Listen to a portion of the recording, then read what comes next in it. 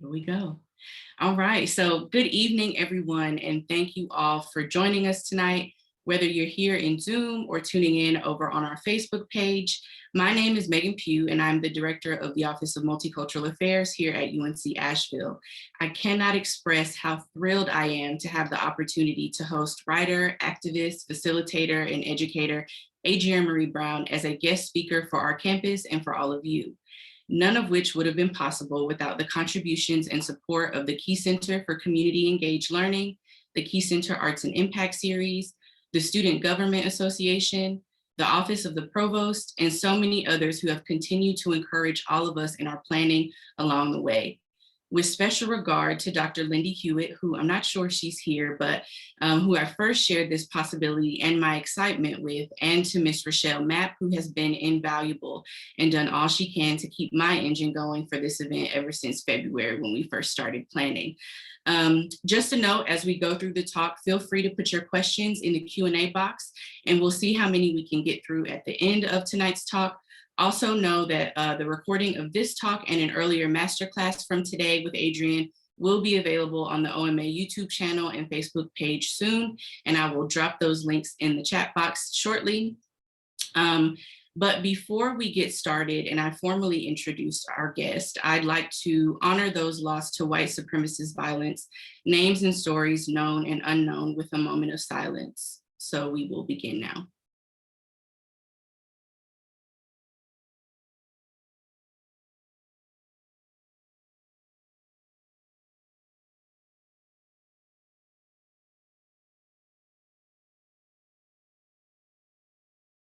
Thank you. When we started this semester thinking of ways that we could reimagine the path to liberation with our MLK keynote speaker, Dr. Brittany Cooper, I knew it would be important for us as a university to really lean further into this idea of reevaluating, critiquing, and designing anew our approach to equity and justice work on our campus. It was clear, even in those very early stages, that Adrienne Maree Brown's voice and teachings would be necessary inclusions in that conversation. Adrienne Maree Brown is the writer in residence at the Emergent Strategy Ideation Institute and author of Holding Change, The Way of Emergent Strategy, Facilitation, and Mediation, We Will Not Cancel Us, and Other Dreams of Transformative Justice, Pleasure Activism, The Politics of Feeling Good, Emergent Strategy, Shaping Change, Changing Worlds, and is the co-editor of Octavia's Brood, Science Fiction from Social Justice Movements, and How to Get Stupid White Men Out of Office. She is also the co-host of How to Survive the End of the World, Octavia's Parables, and Emergent Strategy podcasts. Adrienne is rooted in Detroit. Thank you again for being with us. Hopefully this will be the most I'm talking tonight, so I'm going to turn it over to you. Thank you so much.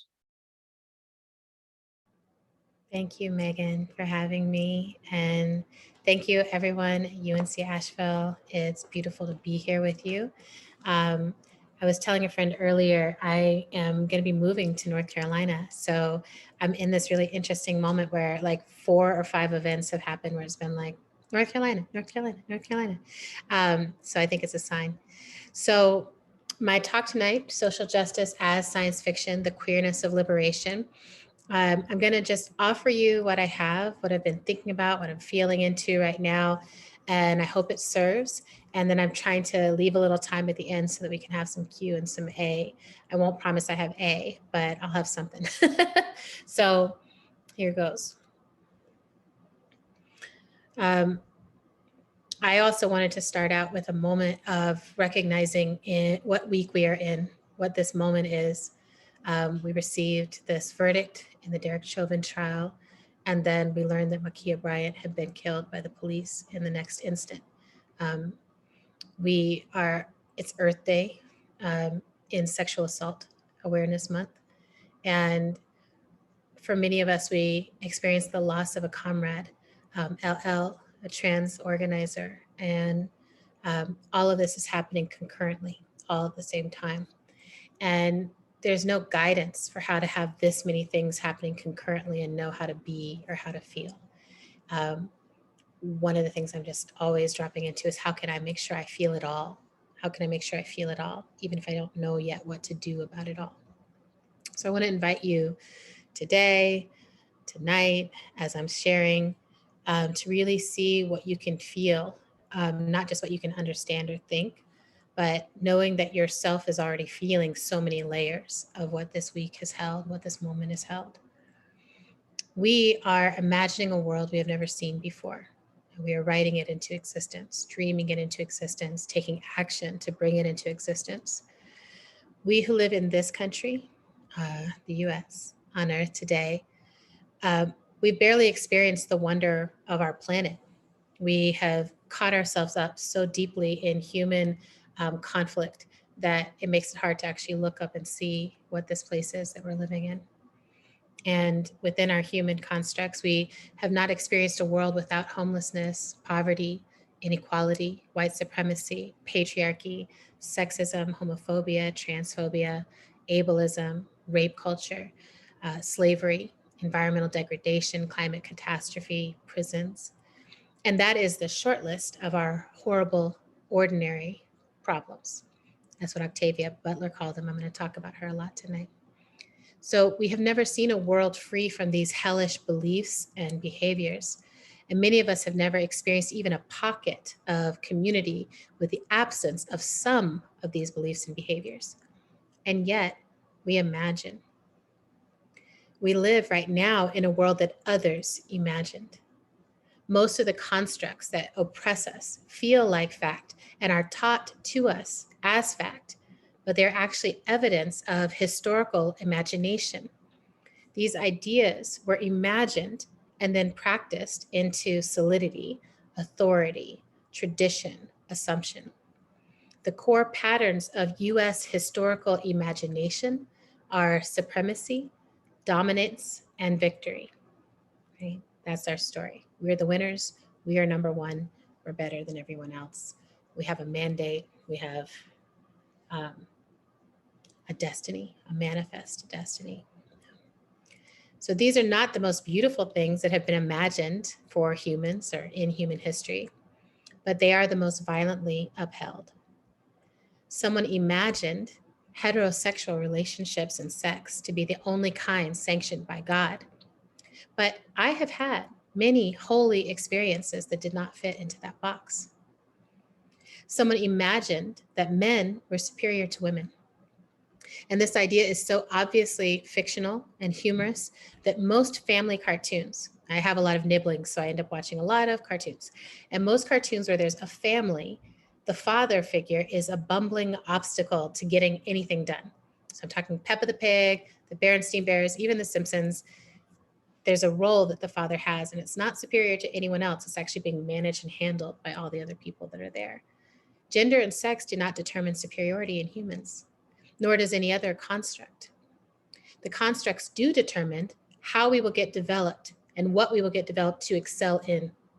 Dedication and practice and habit, those can actually produce superior ability, hence Serena Williams or Beyonce. But even those who seem to be born with it generally only excel at what they do over and over and over again. And while we don't talk about it, it's often because they also have parents who either support or pressure them towards that excellence. All of that concoction, that actually leads to some superior abilities. It's not race. And then someone imagined this racialized economic system, and they built it on the foundation of indentured labor and slavery, which means exploitative production of a dehumanized people to benefit those who labor less or labor not at all. Inside of capitalism, the norm and the assumption is that we must always be producing and growing in our scale. So we either work ourselves to death, or if we are privileged, we work others to death, or to the risk of death, which is what happened during COVID. Right? It's like, we'll stay in, we'll be safe. My friend Kat Aaron said this recently on one of our podcasts, is that rich people stayed home while poor people brought them things. That's how COVID went. Right?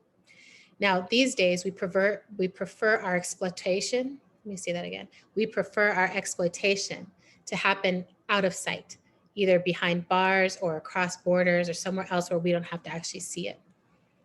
Inside of racialized capitalism, the exploited people are primarily Black and brown people, though not exclusively. But it must be said that while whiteness is presented as this racial distinction and this superiority, in fact, when people speak of white supremacy and of privilege, what they're really speaking about is a very particular and limited racialized economic status. They mean wealthy, able-bodied, white, straight men. And white privilege trickles down to other white people, right? They experience it too. But the way whiteness really works is that anyone who has access to white skin privilege is competing for that elite economic status of white. This is why the wealthiest nation in the world could not pause and care for our citizens to stop the spread of COVID. Even the white people, even the white citizens had to keep working because that elite body, right? They refused to take a loss, to let the production stop. They could not imagine a scenario in which 570,000 lives might be more valuable than their bottom lines. Can you imagine only being able to imagine what is good for you, for your pocket? Can you imagine thinking that any gain is more precious than this home planet of ours? Happy Earth Day, right? We were given this abundant earth, and the only way to damage the abundance, to influence the abundance negatively, was to exploit and extract the resources. And there's still a huge number of people who imagine we can extract without hesitation and survive, or who can't imagine beyond the current moment and the gains that they can have in this current moment. The good news is that there are also right now alive those who remember how we're supposed to imagine in relationship to all that lives. Indigenous beloveds have taught me that we are meant to imagine 7 generations ahead of ourselves and make our choices accordingly. This long view puts us in a time-traveling relationship with all of existence. So that puts us in what my beloved teacher friend Terry Marshall from Intelligent Mischief, Terry Marshall calls this an imagination battle. The moment we begin to question oppressive historical imagination, supremacy imagination, the moment we begin to dream of justice, of liberation, of right relationship, we become imagination warriors, organizers. Our mission is to co-dream visions that are more compelling than oppression and more honest than supremacy, and then move from imagination all the way into new practice that creates new norms and new assumptions. So we imagine in part by remembering. Every single one of us on this planet, if we go back far enough, have ancestors that are indigenous to a place on this earth, or multiple places for those of us with multiple lineages and heritages. These ancestors predate colonization worldwide, and in a multitude of ways, they practice being in relationship to every aspect of the earth and to each other. And they practice being in responsible stewardship of land and of life. For those of us who time and slavery and capitalism and the construct of whiteness have displaced from our original homes and peoples, we must reach to imagine how it might have felt to live this way. Most Indigenous people alive today have to navigate and protect their longest held practices and their literal land against the pace and the pressure of the modern world, which is at odds with being in relationship at all. We can imagine some future past, which lives in our ancestral memory bag, which lives in our DNA.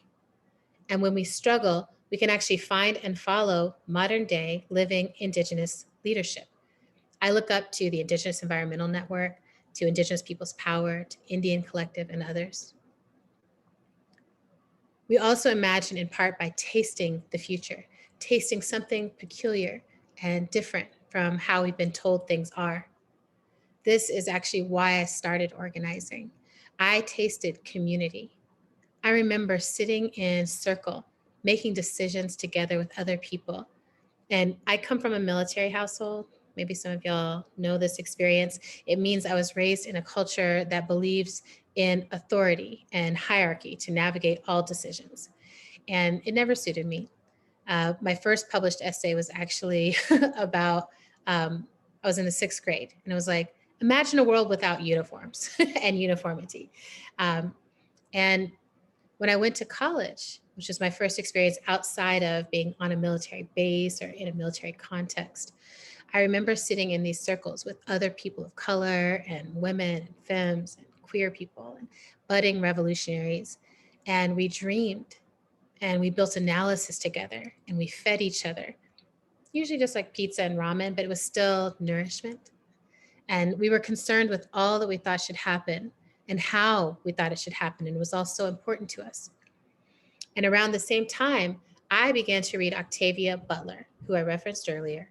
She was a Black science fiction writer who wrote 12 novels and a collection of short stories. And her work overall kept exploring the consistency and the divine reliability of change. She said, all that you touch, you change, and all that you change changes you. The only lasting truth is change. God is change.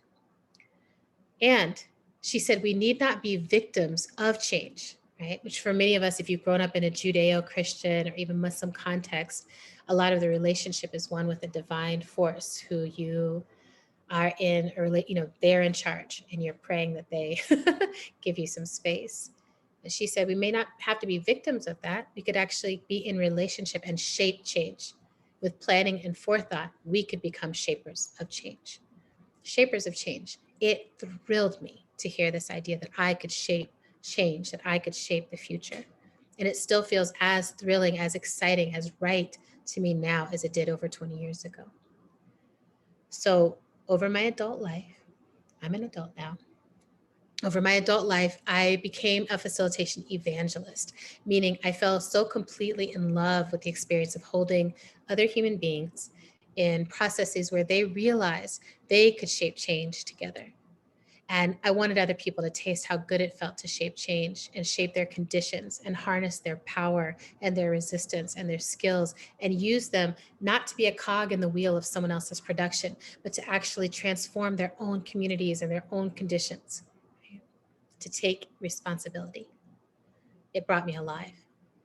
Audre Lorde wrote that once we experience our own erotic aliveness, it becomes impossible to settle for less, to settle for suffering, to settle for self-negation. She wrote this in an essay called The Uses of the Erotic as Power, which is the opening essay in the Pleasure Activism book that I put out a couple of years ago. But it's worth a listen to. You can find her on the internet reading it in her own voice. It's outstanding. And for me, organizing to transform the conditions of injustice in the world was when I first felt that aliveness, total aliveness, that tying into something true, that connectedness that vibrates through my veins. We know this isn't right. We know we aren't meant to live in this perpetual state of war and stress and unmet needs and loneliness and lies. We can change this. Even before we have an intact political analysis, we can feel that things must change and we can get into small circles in humanity and begin to change things. This is exciting. This is my awakening.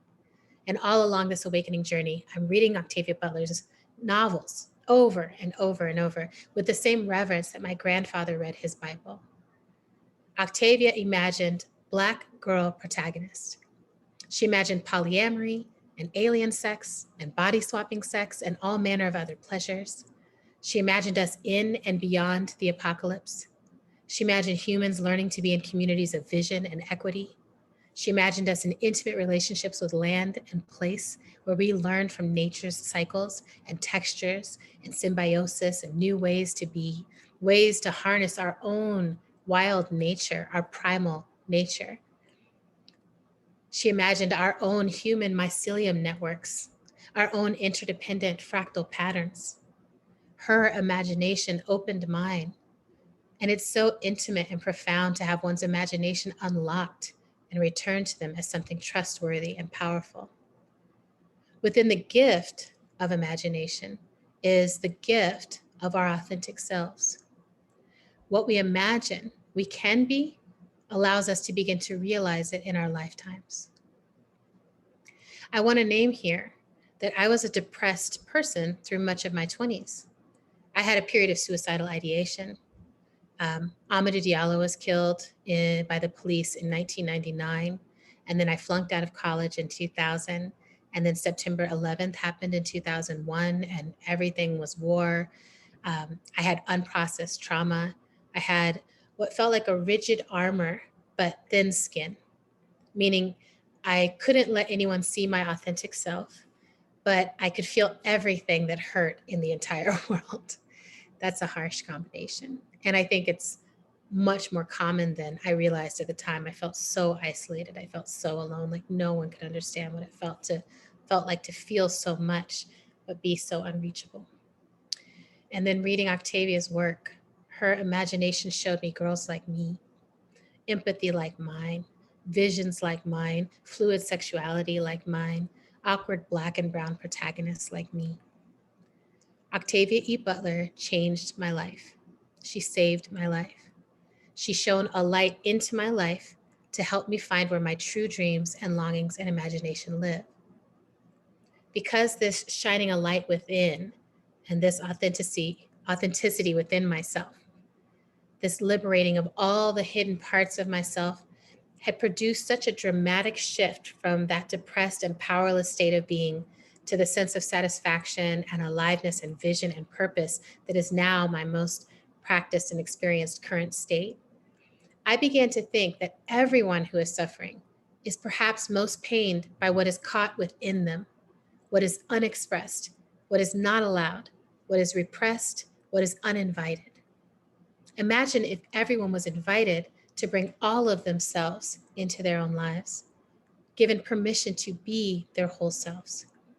Now, I sometimes imagine that each of us holds a distinct piece of our collective liberated future within us and is only accessible as we liberate our own imaginations and our truest selves, shaped by each of our particular ancestral and lived experiences. Okay.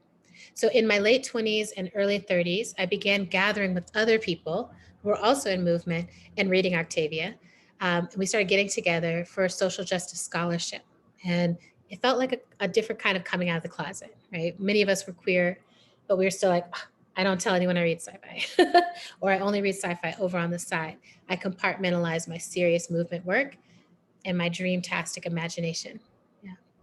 So we started to bring it all together. And I made this Octavia E. Butler like sci-fi social justice reader with another scholar named Alexis Pauline Gums, who is an incredible writer who I highly recommend. And then I met Walida E. Marisha. And Walida had named the kind of writing that Ursula Le Guin and Octavia Butler and Marge Piercy and Samuel Delaney and Nalo Hopkinson, Stephen Barnes, Tananarive Due, that all these writers were doing. She named it visionary fiction. And she meant vision that was fiction that was neither utopian nor dystopian, but understood that these systems usually coexist, that utopias only exist because someone else is in a dystopia. Fiction, visionary fiction, centers those who are too often marginalized. In visionary fiction, we have Black and brown protagonists instead of Black and brown sidekicks. Visionary fiction is also interested in how change actually happens from the ground up in these nonlinear bursts of accumulated and released pressures, and as a result of what we practice and in relationship, not single hero played by Matt Damon changing the world, right? Walida and I worked together on this anthology called Octavia's Brood, Science Fiction from Social Justice Movements. And we did that by asking social justice movement workers to write short fiction stories for us. And we understood at that time, and especially as the stories started coming in, that all organizing is science fiction. It's science fictional behavior. Most science fiction answers three fundamental questions. What if only, and if this goes on? Social justice work basically answers the same questions. As we dream together of a world in which we can feel our miraculous lives mattering, our freedom becomes non-negotiable, and we live lives that are satisfying and interdependent. So, some what if questions. What if there were no prisons? This question is very alive right now in our culture. Um, it is an abolition question. It is a question that feels like it must be answered in this time because prisons and policing are not working, right? My friend Miriam Kaba, who is an incredible writer, incredible thinker, and has recently put out a book called We Do This Till We Free Us. One of the things Miriam taught me was that we have spent 250 years in this current experience, this current experiment of prisons and policing.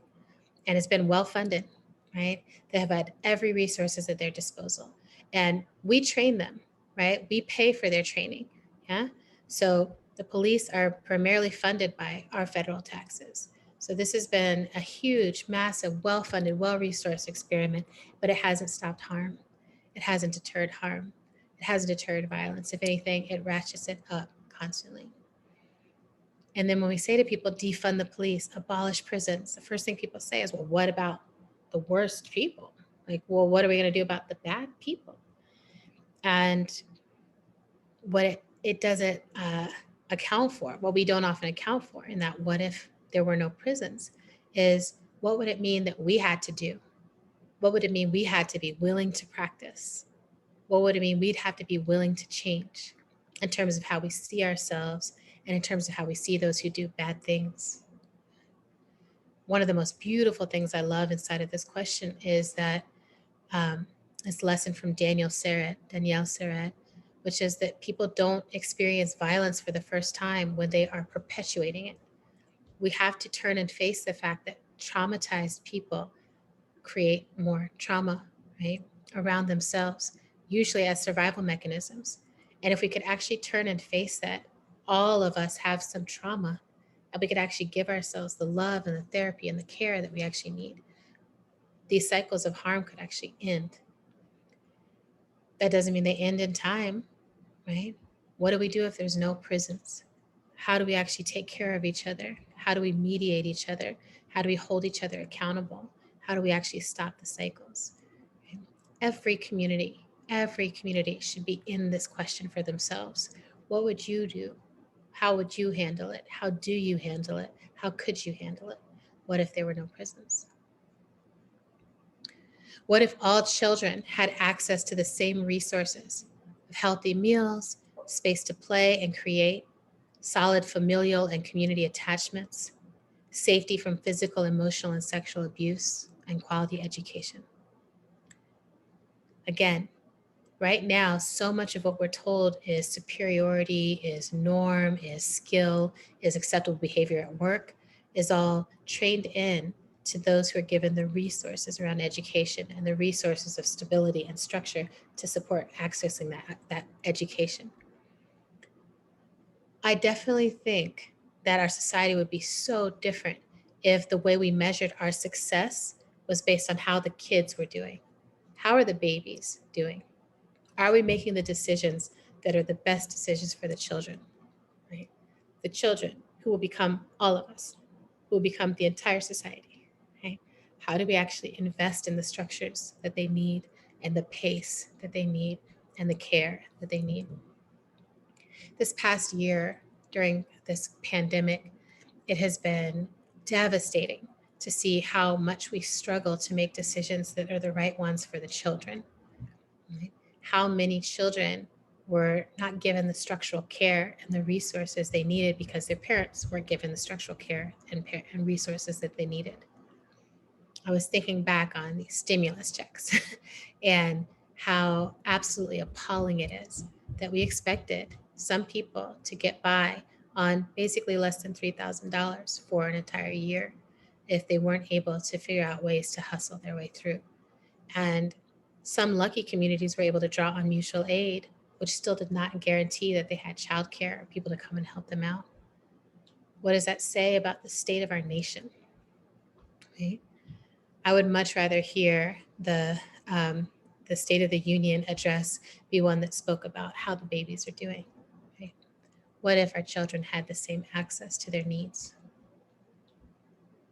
What if we began life by getting to know ourselves outside of any preconceived identity valued construct? And I include here race and gender and class and ability, all of it. What would it look like if, as children, instead of being organized into whether we were male or female and told how we were going to be and who we were going to be and what we were going to love and be interested in, what would it look like if we were instead asked who we were? If you spend significant time around children, you know they come fully formed. They've got a lot of opinions. They are who they are.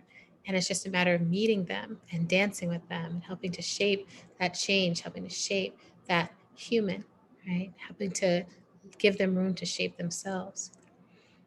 I ask you now to spend a little moment with yourself. Maybe you can close your eyes here and really think about how you knew who you are. How did you know who you are? Who told you your race?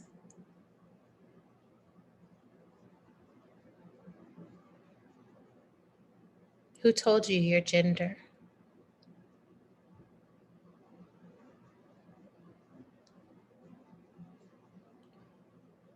Who told you your sexuality?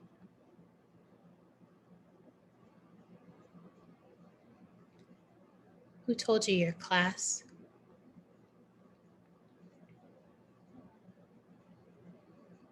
Who told you about your ability?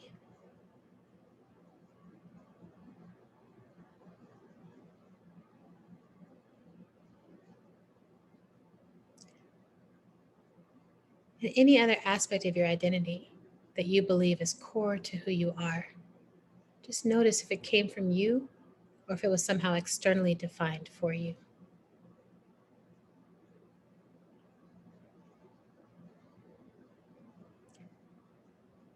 And now just check in with yourself.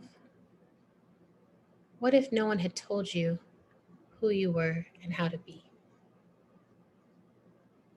Who would you be then?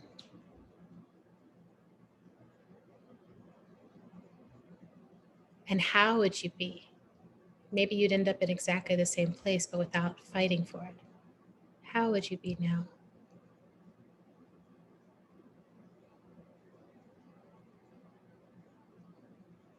What if? The second set of questions that science fiction asks are if only questions. Some questions that I think have defined my work is if only we learn democracy as a practice from a young age instead of just a theory we expect our government to practice with representatives in our place. I think about fractals a lot. Fractals are these patterns that are the self-same at every scale. So ferns and broccoli and deltas, galaxies, spirals, waves. They're these patterns that repeat themselves in the universe from the very small to the very large. And in a logical world, in a logical nation, democracy would be such a pattern, right? We're a democratic nation. That's what we're practicing at the largest scale, supposedly. And so the practice at every scale would be democracy. How do we do this? How do we sit together and have discussions across difference and debate and actually find something that works for the people here? How do we share the responsibility for the resources, the budget, the home, the care of the home? Right? One of my favorite exercises, and I can't do this with y'all because we're not in the same space, but I will tell you that I often have people raise their hands if they are actively practicing democracy in their home, right? And by that, I mean that you and whoever you live with together, you make decisions about how the resources will be distributed, what's going to happen with all of them. You make decisions together about what you're going to eat, what you're going to do, how you're going to spend your time. And we include the children. So raise your hand if you're in a democratic home. And then I ask people to keep their hand raised if they're also on a democratic block or cul-de-sac, whatever small unit you live on, right? And usually most of the hands go down at that point. But if there's still a few up, I say, okay, and then how many of you are practicing democracy at your community level, right? So in your whole community, everyone is working together, collaborating, cooperating to make these decisions. More hands go down. And then by the time I get to city level, there's no hands up. But we expect people who there's no place where we're actually going to practice this will then run for office and suddenly they'll know. They'll know how to do democracy. They'll figure it out. Right? It astounds me. It's illogical. It's one of the things I think we then have to practice at the scale of family, at the scale of block, at the scale of community, in order to grow something that is functional, right? In order to really legitimately make a case. I think this is why the Electoral College is still there, because a lot of us are like, well, I think we should be practicing democracy, but I don't really know how. So if only we practiced democracy. And then this week, another if only feels very present with me, which is if only police were not issued deadly weapons. If only they were trained to mediate and de-escalate and intervene on harm, but with non-deadly weapons. If that just was not a possibility. If only that was the case. Right?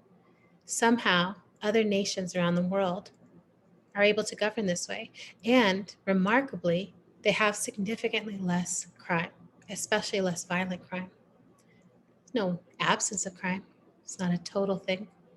But there does seem to be a really distinct correlation between the use of deadly weapons and the level of violence that exists. Okay? If only that weren't an option. If they were disarmed, if part of the defunding was the disarming.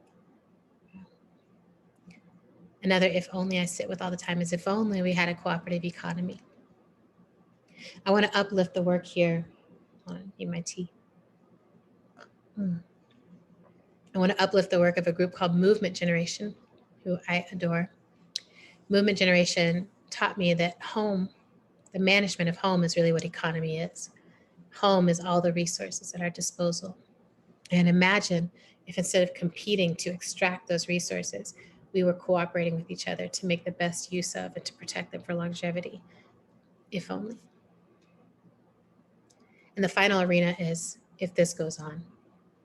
If the movement for a just transition goes on, our species might be able to survive on Earth and take root amongst the stars, which is a destiny that Octavia Butler gifted us with in her books Parable of the Sower and Parable of the Talents. If the abolitionist movement goes on, we will transform how humans relate to each other fundamentally in every way. Right? Can you imagine giving up punishment, not punishing people who you're upset with, not punishing people who have done harm, but transforming the conditions that led to the harm? That's what the abolitionist movement is up to. And if movements for queer and trans justice go on, we will successfully break the restrictive and damaging construct of gender and heteronormative supremacy. And we'll actually get to experience the wide variety of love and life and pleasure that is most natural to us. I guarantee y'all, this shit is good if this goes on. What if only, if this goes on. Right now, we are in a phase of history in which we are awakening our imaginations. And these questions can help us. We are articulating dreams to each other in which we matter. We are dreaming to each other that Black lives matter, and not just Black, straight, able-bodied male lives, but Black and queer and trans women's lives and non-binary lives and disabled lives. All of those Black lives matter. We will say the names of these lives when they are taken from us, and we will take direct action and change policy until these lives matter to everyone. Right? In the spirit of the Combahee River Collective, if we are able to liberate Black people, that will necessitate liberating everyone else. Right? That's how our society is structured. We are concurrently dreaming to each other that the lives of immigrant families at the border and Indigenous women and Sikh families matter to us and that we will protect them. And we are concurrently imagining, Me Too, that the telling of our stories of sexual harm and sexual assault will disrupt the rape culture. Our imagination of this future beyond childhood sexual assault and beyond the norm of rape and molestation and traumatic sexual experiences. Our imagination beyond that is so compelling to so many of us that we risk the terror and the trauma of telling our stories to a world that does not know how to listen or be gentle or compassionate with us or protect us. We still tell our stories because we imagine something greater than what is now. My mentor, Grace Lee Boggs, who is a Chinese American activist based here in Detroit, who threw down with the Black Power movement, she used to always ask us, what time is it on the clock of the world?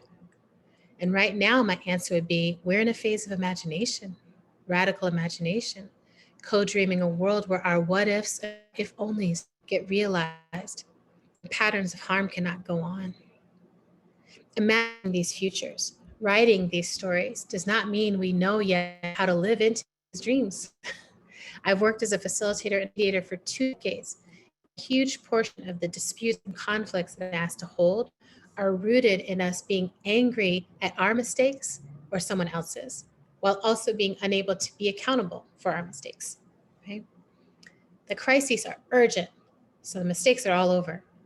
But the transformation that emerges from radical imagination is still really slow work.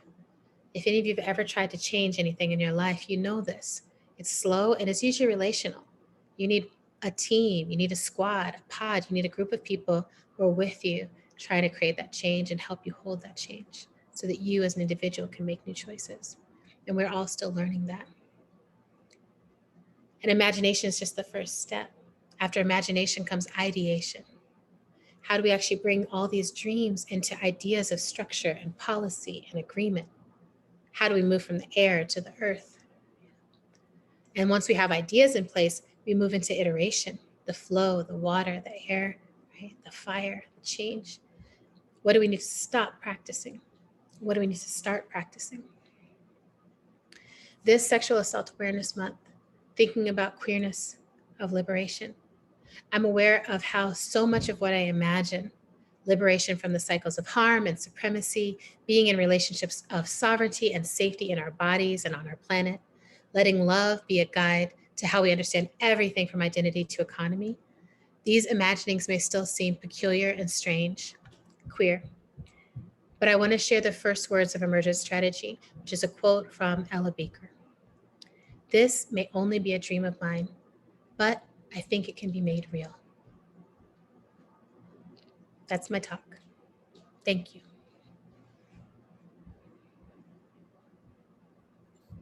Thank you so much. I realized nobody can see, or I can't see anyone. I was like, oh, everybody's excited. And then I realized it was just me. Thank you so much, Adrienne. You know, I am quite a big fan, as I'm sure many of the folks who are watching the talk today are, of your work. And you know, I'm still in the space of trying to integrate and implement some of these things in my own life, especially now. Me too. Right. As all of us are trying to cope and to navigate and just to be okay in what feels like never-ending chaos and never-ending sorrow. But I am hoping that by, you know, those of us who are, you know, as at my church we would say, are under the sound of your voice this evening, I'm hoping that we all feel a little bit more joy and a little bit more energy than what we came into this space with. I know we do have some time. We have a good amount of time. That's great. So I'm going to pass it over to Sarah Broberg, who is our Special Assistant to the Chancellor for Communications and Marketing, to share some of the questions that came in both before the talk. And again, if you all have questions, feel free to drop those in the Q&A box or in the chat box, and we will see what all we can get to. Sarah? Awesome. Thank you so much for being here today and for the opportunity to ask you these questions from our UNC Asheville community and the broader community as well. Thank you. So the first question is, can you talk about the importance of vision and imagination in social justice work? And also, what's your vision or imagination of a future community and society? Mm-hmm. Yes, I mean, I think the whole talk was about vision and imagination in social justice work. And I feel like it's non-negotiable, right? It's non-negotiable. We have to have something we are imagining towards. Our no is not enough to get us liberated. Our no is not enough to get us free, right? And we have to have something that's pulling us forward. And my imagination, you know, it's interesting. When I was younger, I was definitely like, everyone will have a garden and everyone will have this, everyone will have that. And as I've gotten older, I think my introvert has like taken more center stage. And I've been like, I don't want to sit in a bunch of meetings necessarily, but my vision has become much more about how we are with each other. So now I have a vision where everyone is given room to make mistakes and still know that they belong, that we become scholars of belonging, that belonging becomes the most important thing that we're all practicing with each other, and that it's not just belonging to each other as humans, but belonging to this earth, right? Belonging to the land and being in a relationship with land that helps us to understand, even when we feel lost amongst the humans, we know that there's a tree to which we belong and it will never let us go. We know that there's the ocean. This is how I feel. No matter where I am in the world, if I can make my way to the water, I know I belong. I know that's where I'm meant to be, and I'm going to be okay. Um, I also have a vision. What I talked about with kids is so true. I have a vision where children are not harmed. Children are not spanked. They're not sexually assaulted. They are not abused. They are not emotionally manipulated. They're not harmed. That we orient our entire society around making sure that babies are okay and that they have enough love and enough attachment, enough resource. Um, I feel like if we were doing that, the rest would fall into place because we would have these well-adjusted, people who come into adulthood like, oh, I didn't have to grow up fighting for every aspect of myself and fighting to uncover and recover from trauma, but I just got to be. And now here I am. Look how amazing I am. So those are some of my visions. I have a really solid vision for Blackness that is not defined by our shared struggle and our shared trauma, but that is able to go back before and beyond that, to have Blackness that is really rooted in celebration and in our aliveness and in our innovations. Um, yeah, those are some of the pieces. And for social justice movements, my vision is that we are able to deepen with each other under the pressures of difference and change rather than let ourselves be pulled apart. Um, that has driven most of my work. It's why I needed to share Emergent strategy. It's why I wrote Holding Change, the book that's about to come out. It's why I wrote We Will Not Cancel Us. Because I'm like, I have a vision for us being able to lean on each other and be in a really big solidarity that can meet the challenges of this time. I believe we must. So yeah, that's some of what I'm dreaming. You. We have another question here. How do you hold yourself accountable on interpersonal and community scales? Yeah, one of the things I feel like I've learned about accountability the hard way is how important relationship is to accountability, right? So I think one of the things the internet has gotten us kind of confused around is that we can be accountable to anyone on the internet, or accountable to anyone who knows our name or anyone who knows we exist. And I'm like, oh, that is not actually possible, right? There's always going to be someone who wants something from you that you can't necessarily provide, or you don't understand, or something else. So the ways that I'm accountable first are really about, like, I am in relationships where the accountability is mutual, where someone can easily tell me if they feel like I've done harm, and I can easily respond. And I can tell someone if they feel they've done harm to me, they can respond. There's a huge piece for me around not just what I say, but what I do. So I think a lot about accountability, not just as being like, oh, I'm so sorry, because for some people saying sorry is really easy, but actually changing behaviors is much harder. For some people, saying sorry is still really hard, and then changing behaviors is even harder, right? Taking that accountability.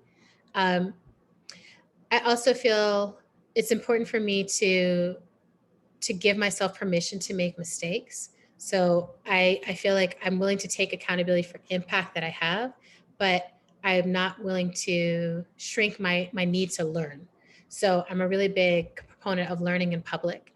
Part of what I've been trying to do, especially over the past, I'd say 5 years or so, is take more risk of learning in public.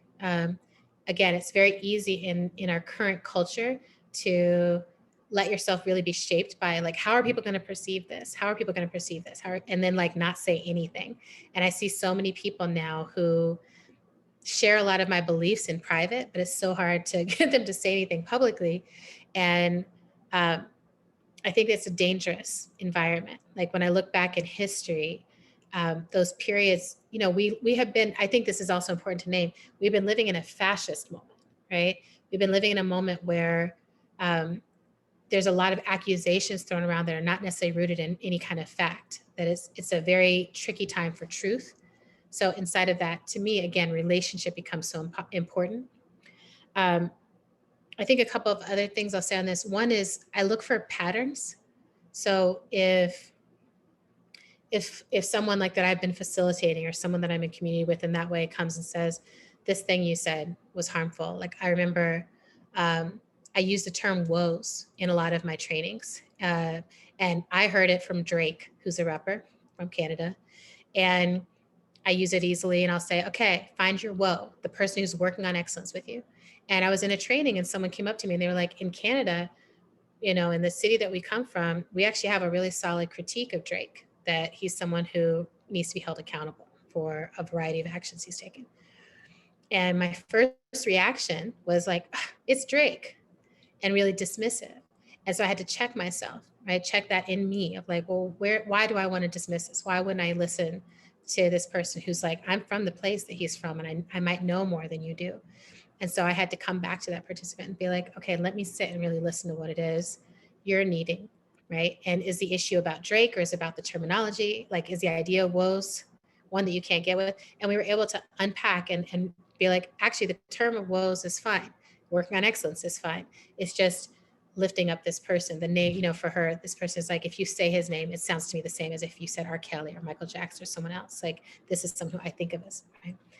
And it was so important to me to be able to say, I honor your context. Even if I don't hold that analysis of Drake or understand all the pieces of what you're sharing with me, I can sit and honor that context. And as a facilitator, I can make a commitment not to use that as the reference point. And I stopped using that as the reference point because the terminology works outside of him, it predates him, and that's fine. So when something like that happens, it's like, I think the first piece of accountability is doing that self-examination. I also will totally go and ask people, So I've had situations where people were like, you did this harm to me. And I was like, oh, I don't know that I did that harm to you, but then I will go and check with people, right? And check in and just like, help me make sure that I'm not missing something. And if there's a truth in it, I want to know that truth. I want to learn that lesson. Like if there's something there for me to learn, I'm like, I really want to understand it. And if it's not a truth in it, then I also am accountable for not putting a bunch of time and energy and attention there. Right? So those are some things.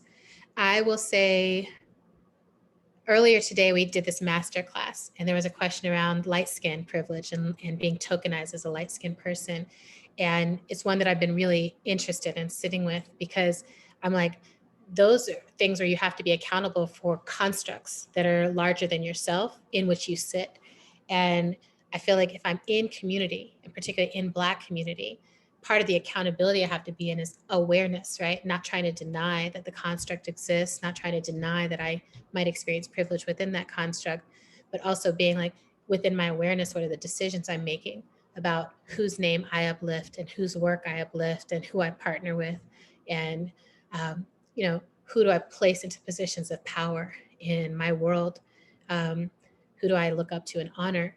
And so we were having a whole conversation that way where I'm like, that's another piece of accountability and community, is making sure that you're actually uplifting those who rightly deserve the attention and the credit of the work, and not just letting people be like, oh, here's a light-skinned, mixed race, Black person that I feel comfortable receiving this information from. And being like, well, I'm going to push you further to make sure you also feel comfortable receiving it from Miriam Kaba and Audre Lorde and Octavia Butler and Bell Hooks and all these other people. So those are some of the practices. I've moved myself out of being in leadership over others. That feels like a practice of accountability for me, that I'm only in co-directorships or collective structures now, unless I'm doing my own personal writing, which is just my own personal writing. Yeah, those are some of the things. Thank you. I think we probably have time for one more question. So this question is talking about the role of shame in social justice movements, and sort of calling people out for not attending or shaming people for mistakes, as you maybe alluded to, sort of learning in public. So how is that helpful? How is it harmful? Yeah, I mean, it's interesting because I think shame is only helpful if it's playful shame. I don't think there's any serious shaming that is actually useful for people. I don't think public shame and public humiliation are necessarily intended to grow people. I think that they can set an intervention or a boundary. And I feel like one of the ways, we're in this really interesting place right now where, the Me Too movement, other places have been like, we want to tell the truth about what has happened to us. And one of the distinctions I make is we're not telling that truth to shame that person, right? We're telling that truth to stop the pattern of harm, which feels distinct. And what I feel like I've seen is this pattern of when it's time to shame others publicly, that there's a joy in it, like a joy in producing shame in another person because of some mistake that we believe that they've made. But when I ask people, whether I'm mediating or facilitating or just in conversation, to tell me a time when someone publicly shaming them made them change, people don't, that's not how they change, right? They're like, the public shame maybe stopped me or made me try to shrink myself in or take myself away. And then I found teachers who then helped me come back out of that shame and into some kind of learning. I think we can skip the shame part and still produce the learning. I think the shame is going to be there no matter what, because we live in a traumatizing society that is constantly trying to make us feel ashamed of ourselves so that we'll participate in capitalism as consumers, trying to buy our way out of that shame. Yeah, I mean, that's my sense of it is, again, now playful shame, like I, as a facilitator, will be like, I will playfully shame you for being super late or I playfully shame you for stuff that's like really low stakes and where my goal is not to dehumanize you in any way. Right? But I really think that for the most part, our goal with each other should be building each other up, even if we're critiquing each other, even if we're holding each other accountable. And, the other thing, and this again is something I feel like I learned from Miriam Kaba, because a lot of times we are shaming people because we think that will make them be accountable. And one of the things Miriam Kaba talks about is you can't make someone else be accountable. Like you cannot shame and publicly humiliate someone else into being accountable. People become accountable because they choose to enter into accountability processes. They choose to enter into truth and reconciliation or mediation or other processes, or they choose to go and do years of therapy and work, and they choose to go do unlearning processes. And that's something that each person has to choose for themselves. So you can name it. Here's the harm. Here's the thing that has happened. And you can create boundaries. Like I was a big fan of the Mute R. Kelly movement because it basically created an economic boundary, right? It's not like we want R. Kelly to be ashamed of being someone who has sexual trauma and then creates sexual trauma. That's not the goal. The goal is to say there's something seriously wrong with what this person is doing. And so we want to stop the economic flow that supports him doing that, right? That's really distinct to me from being like, we want to just make this person feel ashamed. What's that going to do?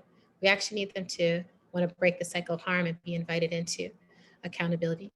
And now some people are really impervious to accountability. No matter what, shame's not going to do it. It might deepen them actually into their behavior. The other thing I really want to say about shame is shame can drive people underground to continue their behavior in even more dangerous ways.